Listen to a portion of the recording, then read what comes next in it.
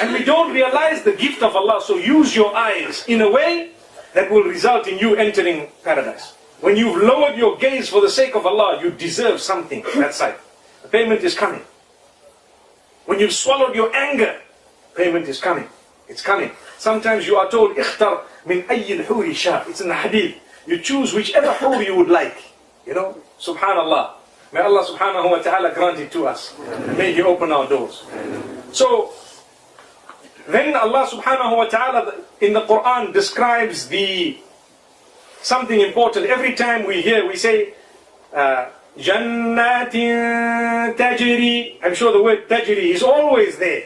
You know, the little children, they ask me sometimes, what's the meaning of tajri? Is tajri going to be in Jannah? And you start saying, no, tajri means that which is flowing. But the Arabic language has mentioned after the term flowing, what is going to be flowing. So what will be flowing? Tajri min tahtiha al-anhar. Beneath this garden, there will be flowing rivers. But rivers of what? So these rivers will be everlasting. They never run dry. They are at a distance that you would like. Now, how is my garden going to be? Only Allah knows.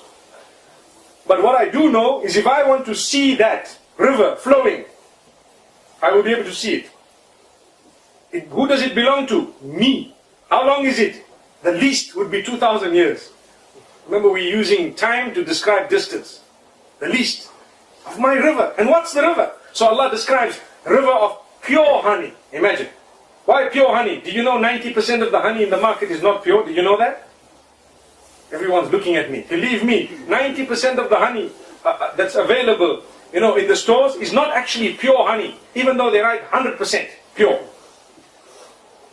It's not actually pure. Pure honey is something else, subhanallah. And pure honey is extremely expensive and there is a big shortage of it on the globe. They cannot make ends meet.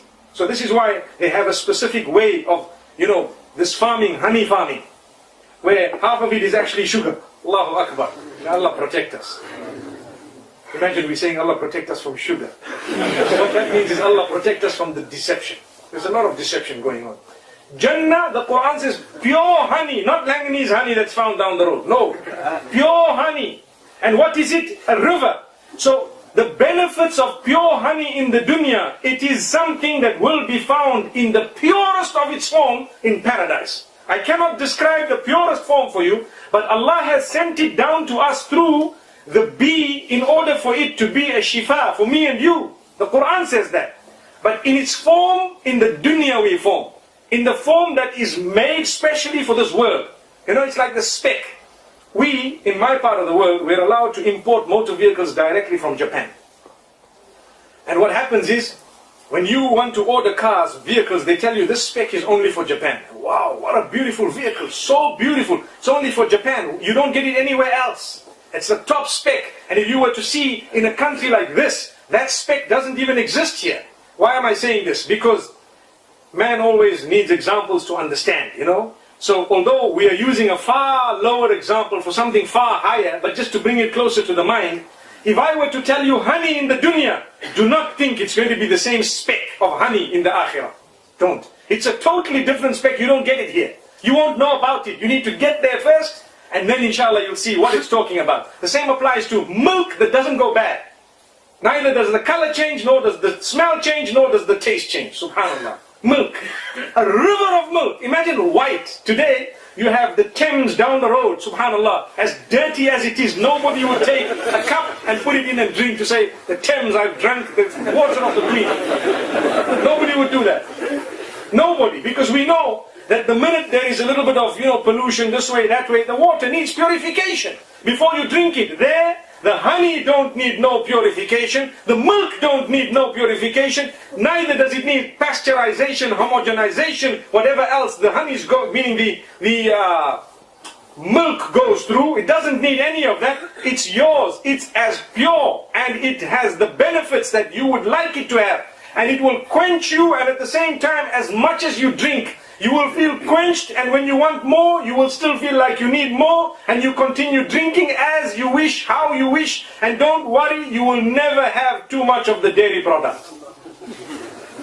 Because the beauty of it, it's not going to be the milk of a cow. It is the milk of Jannah. Like we said, the honey is not the honey of a bee. It is the honey of Jannah. How Allah has it there, He knows. If He has chosen a method, He knows. Whatever He's described to us, we stop there. We don't need to add or subtract. So we say there will be honey of its own nature. There will be milk of its own nature, subhanallah. There will be water, subhanallah. Water also that is so pure it can be drunk immediately.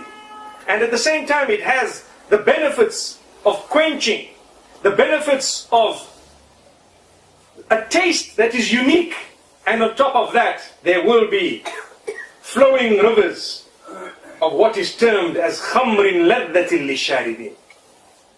Khamrin ladhatin lisharibin. The Mufassirin say here the term khamr does not refer to the blocking of the brain. You know, al-khamru ma khamar al-aqlu wa ghattah.